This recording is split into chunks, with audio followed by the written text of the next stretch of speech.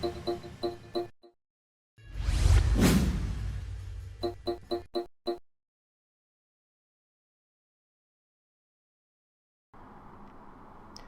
so this is a short video on how to prepare your diagrams of your concept art for use in a 3D application for modeling. So I've got some pretty recognizable items here. So for example, in this one I've got a game controller, a very low quality download. And you can see that it is represented as a top view, a front view, and a side view. And here, this is just a quick sketch, so it doesn't have to be in a finished product format. You can use sketches, but you need to clean them up and make sure that everything is symmetrical in that. So you can start with a basic sketch. In this case, I'm going to use this, which is just a downloaded representation of VW Beetle, and what I want to show you is how you need to prepare it so that you can use it in a 3D application for modeling. So this is already a pretty technical and finished drawing, but if you're doing your own concepts, you would need to clean it up, make sure it's symmetrical, and you might even want to use an application like Illustrator to create your lines and stuff like that. But let's assume that you've got to the point now where you've got your drawings and you now need to prepare them for 3D modeling. So the first thing is you need orthographic views. In other words, straight on, top, side, front, back. You need at least two sides for modeling, usually a side and a front, but if you've got a side, a front, back, and top, that's even better. So what I'm going to do is prepare these so that they're easy to use in a 3D application for modeling. So I'm going to make a new artboard. So go to my artboard tool, just zoom out a little bit. I'm just going to drag out an artboard here, and I'm going to make it 1000 by 1000 pixels. It's always best to work with a square artboard when you're doing this, because then it just makes it more flexible when you're working. Okay, and I'll switch to my selection tool, and then I'll go back to the original image, and I'm just going to take this side view, make a selection, Command or Control J to make a copy of that into a new layer, take my move tool and just move it onto that artboard, and then Control or Command T to transform, and let's just bring it down to size. So it needs to fit without distortion roughly the width of this area, so like that. And then what I'm going to do is just do some erasing here. So E for the eraser, and I just want to get rid of some of this stuff.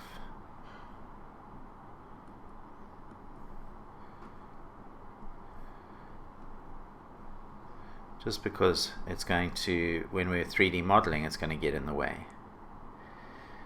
Okay, now with my ruler, so zoom in a little bit, and here's my ruler up at the top and the side. So to access your ruler, Command or Control R. I'm just going to drag a ruler, and because I know this is 1000 by 1000, if I hold down Shift, you'll see it jumps in 10 increments. I want to put a ruler guide at 500, and from this side, holding Shift at 500 as well, just to help me make sure that this is roughly in the center. Alright, so this is artboard 1. I'm going to call it VW side. I'm going to duplicate that, and I'll call this VW front. Whoops. Okay, and I'm going to leave that one on there, but I'm going to go back to the original image and take my selection tool, rectangular marquee tool, and make a selection of the front view. Command or Control J to make a copy of that. Move tool, move it onto there. Okay, so now I'm going to change the blending mode of that to multiply so I can see the lines below it. And then what I want to do is I want to make sure that I scale it to fit in there. So I'm going to take, well, let's just Command or Control T, let's just bring it down in size a bit roughly. And then I'm going to line that wheel up with the ground where this wheel is here. So the wheels are lined up. Then what I want to do is use this reference point to scale around where that wheel touches the ground. So you can access the reference point from this little checkbox, and I'm going to take that reference point and put it on the ground where that wheel is touching the ground. That means now when I scale, it's scaling around that point. So I want to scale this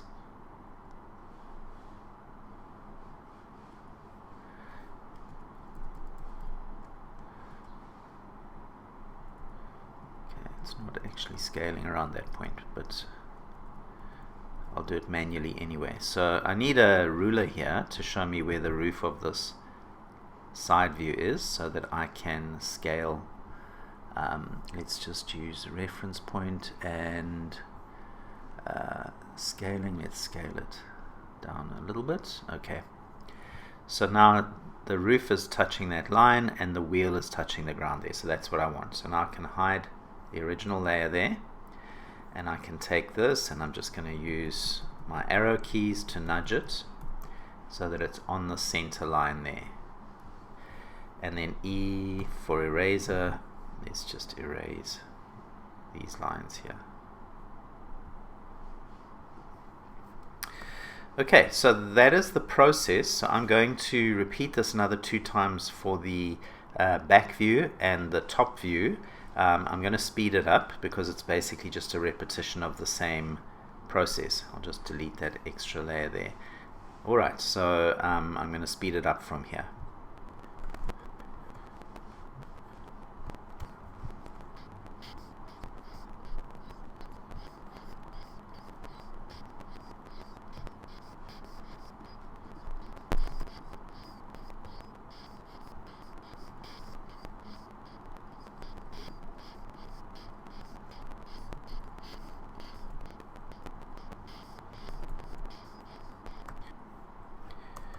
Okay, so once you've done those, you can delete the original image. You don't need it anymore.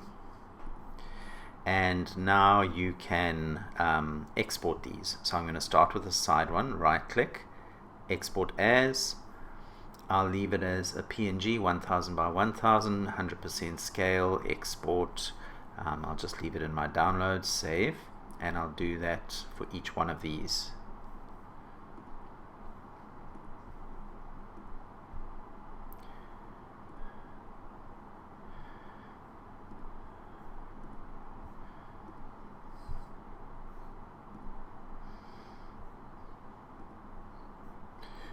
Okay, so what I have now is these 4 images, back, front, side, top.